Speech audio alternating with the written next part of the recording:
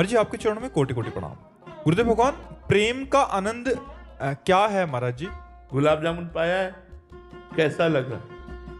मीठा। कितना मीठा? जो पाता है उसी को स्वाद पाता है। बस उत्तर यही है। यही उत्तर है। प्रेम का आनंद कैसा? जो पाता है वही जानता है। अनिर्वचनीयम प्रेम स्वरूपम। ये तुम्ही से उत्तर दिलाना चाहते थे।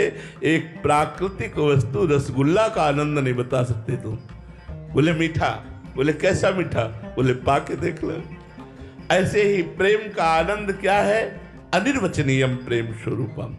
इसको वाणी से नहीं कहा जा सकता, क्योंकि हृदय का विषय सूक्ष्म तरम, बड़ा सूक्ष्म है। अनुभव स्वरूपम, ये केवल अनुभव में आता है। प्रतिक्षण वर्धमानम, ये प्रतिक्षण वर्धमान है। ये विनिवृत्त कामा, ये समस्त कामना रहितम, ये कामनाओं को शांत कर देता है। तो जो कामनाओं में फंसे वो प्रेम सुख को क्या जाने। इसलिए भगवत आराधक ही जानता है हृदय का विषय। इसे वाणी से नहीं कहा जा सकता। जब एक प्राकृतिक वस्तु के आनंद का वाणी से वर्णन नहीं किया जा सकता, तो चिदानंद प्रेम का कैसे वर्णन किया जा सकता है? समझ रहे हो बच्चा? उसकी प्राप्ति का सूत्र। हाँ, प्रेम का सूत्र। यही बताने के लिए तो संत जन अपना जीवन धारण किए हुए हैं। प्रेम मूल यह नाम है, प्रेमी रसिक जपत यह नाम, प्रेम मगन निज बन विश्राम श्री हरिवंश जहा रहा है।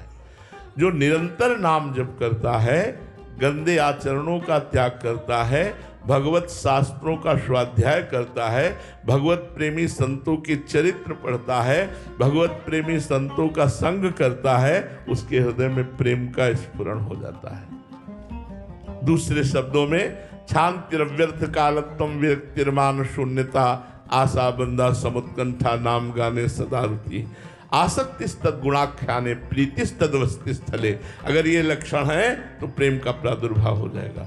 शांति, तुम्हें कोई सताए तुम शांत रहो, विचलित मत हो, उद्वेग को प्राप्त मत हो, क्रोधित मत हो, प्रतिक्रिया नहीं आनी चाहिए आपके हृदय में।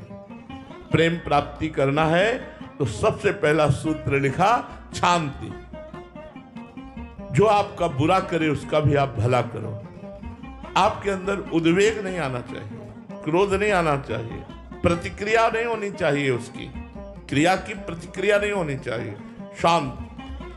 शांति, अव्यर्थ कालत्व। दूसरा, एक भी मिनट तुम्हारा समय भगवान से बिलग नहीं जाना चाहिए, कबहू काल वृथा नहीं जाए। अव्यर्थ कालत्व।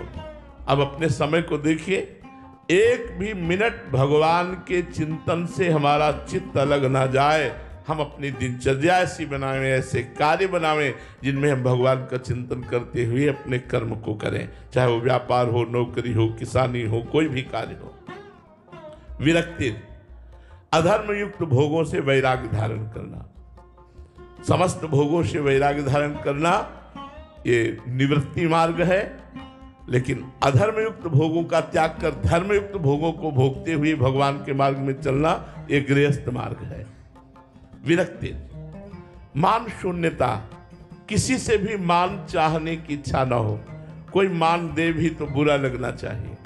जैसे कोई हमें विष दे तो बुरा लगेगा ना। तो सम्मानम कल्याति घोर गर्णम नीचापमानम सुधा। सम्मान को विष के समान समझे और नीच पुरुषों द्वारा किया हुआ अपमान अमृत के समान समझे। सम्मान का त्यागी ही भगवत मार्ग में आगे बढ़ता है। यद्यपि भगवत मार्ग में इसकी बहुतायत रहती है, लोग सम्मान देते हैं साधु मानकर, भक्त मानकर, लेकिन जो सम्मान को ग्रहण कर लिया वो पतित हो जाता है। इसलिए सम्मान को स्वीकार नहीं करना चाहिए अंदर से। सबहि मान प्रद आप अमानी, सबको सम्मान प्रदान करे, स्वयं सम्मान रहित रहे। मान शून्यता, आशा बंधा। ये दृढ़ आशा हो जाए कि इसी जन्म में मुझे भगवान की प्राप्ति होगी। गुरु कृपा से, भगवान की कृपा से, संतों की कृपा से मेरा आखिरी जन्म है, इस जन्म में मुझे भगवान की प्राप्ति होगी, ऐसी आशा बंधा। समुत्कंठा, हर समय उत्साह बना रहे, नाम गाने सदा रुचि। भगवान के नाम और गुणगान करने में एक उत्साह बना रहे।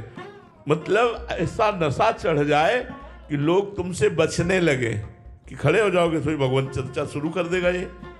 अगर इसके पास खड़े हो गए तो भगवत चर्चा शुरू कर देगा। ये लोग बचने लगे कि इससे बचो नहीं तो ये भगवत चर्चा शुरू कर देगा। अगर हम चुप रहे तो वो अपनी शुरू कर देगा। वो शुरू कर दिया तो ठीक नहीं है, इसलिए हम शुरू करें। बोधयंता परस्परम कथयन्ति च माम नित्यम तुष्यन्ति च रमन्ति च, भगवान कह रहे। तो समुत्कंठा नाम गाने सदा रुचि, उत्कंठा पूर्वक भगवान की चर्चा करना, भगवान का नाम गुणगान करना। आसक्ति तद गुणाख्याने, भगवान की चर्चा सुनने और कहने में आसक्ति होनी चाहिए। जैसे कामी पुरुष को कामिनी की चर्चा होते एकदम पूरी श्रवणेंद्रिय उसी में लगा देगा। मोबाइल से गंदी बात देखनी, पूरी नेत्रेंद्रिय उसी में लगा देगा।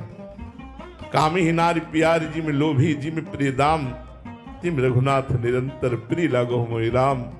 ऐसे हम भगवान के चरित्र, भगवान की लीला कथा सुनने और गाने में आसक्त होना चाहिए।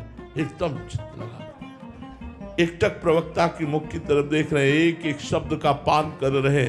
आसक्ति तद गुणाख्याने, भगवान की चर्चा करना और भगवान की चर्चा सुना।